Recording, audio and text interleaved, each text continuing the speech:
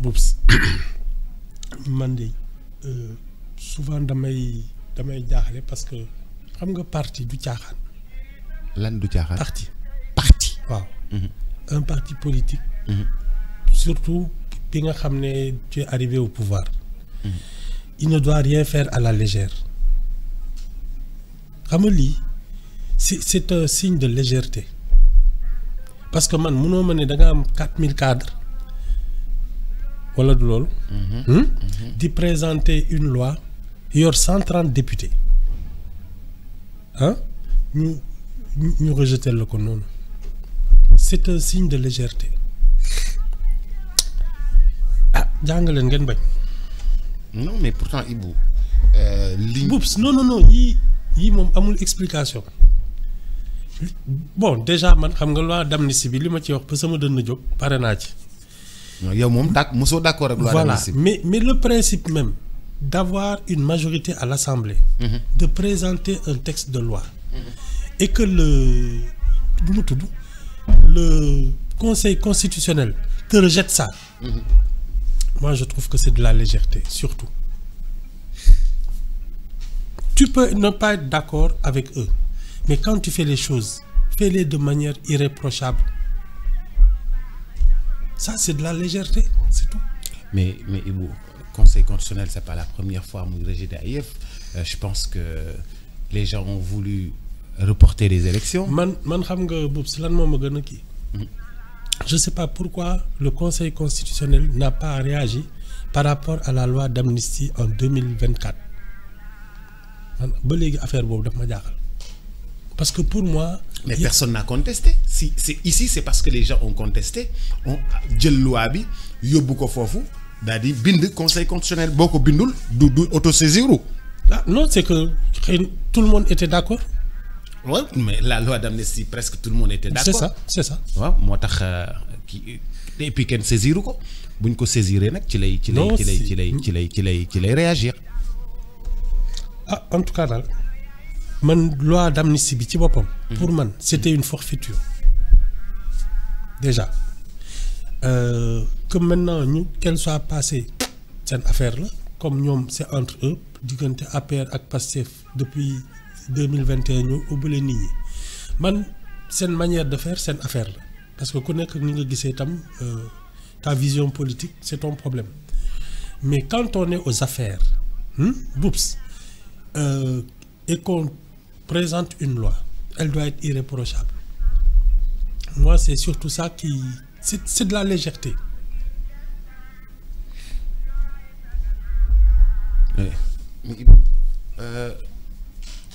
Les gens doutent toujours, nit yi dañu doon douter toujours ci justice. Est-ce que amna ben sentir nga ben pas que là les gens sont très indépendants et puis ils font leur boulot et puis le reste ils s'en occupent pas? Manal, à plusieurs reprises le Conseil constitutionnel régler les waaw technique ni ci yoon tegaat nit ñi ci yoon. Exactement. Bon maintenant je pense que nous avons une magistrature de qualité, des juristes accueillis qui font le tour du monde, qui sont sollicités partout, accueillis.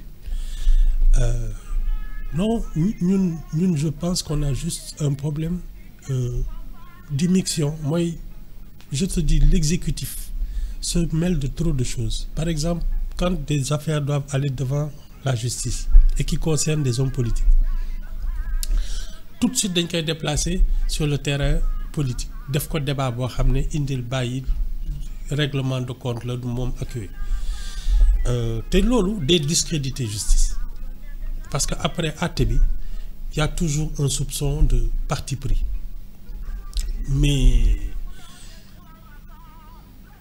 ñom en général ce sont des exceptions parce que tous les jours xawma ñaata affaire lañuy traiter devant la justice Boubs di nga gis lu jaar yoon ñu àtte ko te kenn du ko contester.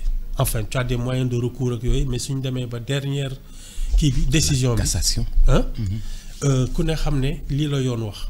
Donc on a un pays et je pense que bokk na ci lu ñu may jàmm Boubs parce que dëkk boo xam ne du ñu àtte nit ñi ci yoon ku nekk da ngay wut sa fetal di ko régler sa bopp xam nga ñun yegguñu foofu. fii les 9/10 ou les 99% de la population suñu amee leen naq di dëgg dinañ dem police wala ñu dem gendarmerie wala ñu dem directement porter plainte au tribunal c'est déjà bien léegi nag politiciens yi ñoo jaaxal seen ay mbokk nous on a un problème avec cette classe politique là lii c'est en plus une preuve de la légèreté. donc yow da nga bëgg wax ni problème bi ñu am yëpp c'est juste la classe politique. ah oui on n'a pas assez recadré parce que dafa war a yem ci sphère am pour moi tu as l'Assemblée nationale et tu as l'exécutif tout le reste vraiment dañ ci war a génne seen loxo. parce que loolu mooy tax après les choses fonctionnent normalement. Chacun reste dans son domaine. Il y a un exécutif pour gouverner, il y a une assemblée nationale pour surveiller l'exécutif, hein? Une magistrature qui arbitre, et une société civile aussi. Moi, le Conseil économique et social, qui est là pour arbitrer tout le monde. Parce que c'est ça la représentation de la majorité silencieuse. mooy ñi nga xam ne bokkuñu parti politique bokkuñu fenn. mais il faut marcher le pays ñooñu il faut ñu am gëdd. on a un problème avec la classe politique parce que ñoom suñu toogee ba ne dañuy tas institution buy représenter la société civile c'est que vraiment ils foulent aux pieds nos institutions et ça c'est pas normal. oui mais xam nga Ibou dans les conditions yi nga xam ne moom lañ ko waxee ne économiquement dafa am problème économiquement rentable économiquement c'est difficile xaaral rek économiquement c'est difficile ñaari nu mu tuddati institution yooyu dañ doon wax ni gouffre la boo xam ni dafay jël xaalisu réew mi te gars man waxuma collectivité locale yi. ñaar yëpp laay wax man. non man je parle du conseil économique social. mais ba tey. léegi Boubs on prend un autre exemple. L'école coûte cher. nañu toj école yëpp xale yi bañati jàng. on va voir si l'ignorance ne coûte pas plus cher que l'enseignement. parce que avoir une institution qui régule le monde public, hein, on fait des économies sur les conflits, sur plein de choses, sur les erreurs. Il faut qu'il y ait une société civile qui arbitre la scène publique. Parce que de toute manière, nous devons dans une institution reconnue, elle existe. C'est elle qui vote. C'est elle qui conduit les affaires. Nous sommes grève. Nous sommes décidés. Si tu n'as pas une institution qui reconnaît ça et qui discute avec les autres institutions, tu vas avoir un pouvoir dans la rue. Dialogue social, mais ça c'était justement aux institutions d'organisation comme le Conseil économique social. Quand nous avons fait l'Assemblée nationale, nous avons fait un grand théâtre. Le Premier ministre dem waxtaan ak syndicat. Voilà justement. Dem waxtaan ak syndicat. C'était pas un lieu pour discuter avec la société civile. C'était un le grand théâtre. C'est pas fait pour ça. C'était donc au Conseil économique et social fa la ñu war a dem. waxtaanee ko fa ñi jël parole ñu waxtaanee échanger des corps constitués. foofu la ñu waroon toog parce que c'est là leur siège. Grand théâtre c'est pas fait pour ça. Grand théâtre c'est pour la comédie. Des doigts et grand. Grand théâtre. Boubs, le théâtre est fait pour la comédie. Pas pour discuter des affaires de la République. C'est tout. C'est comme si tu montais une tente de cirque. Ne nañu dem toog waxtaanee ci dëkk bi foofu. Cirque wala làmba ja. waaw. Tu peux le faire à l'arène nationale, tu peux le faire dans un cirque. Non, c'est pas fait pour ça, Boubs. C'est ce corps de métier yi ñoo fay nekk ak syndicat yi. moom la ak waaw. les représentation la représentation.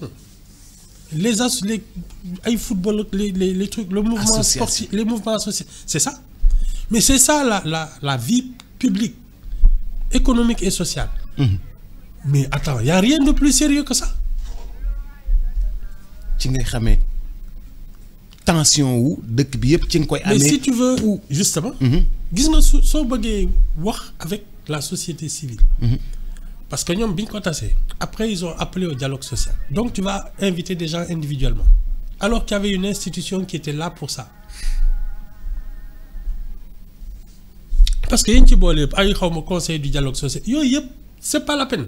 Tu as un conseil économique social qui est puissant et qui ne devrait pas abriter des hommes politiques désignés par le président de la République. Ça, c'était une erreur.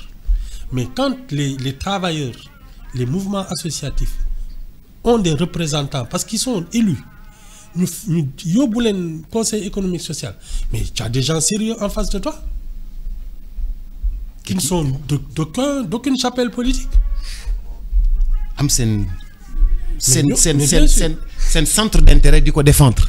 C'est exactement ça. La paix civile, la paix sociale, ce sont ces gens-là qui en sont garants.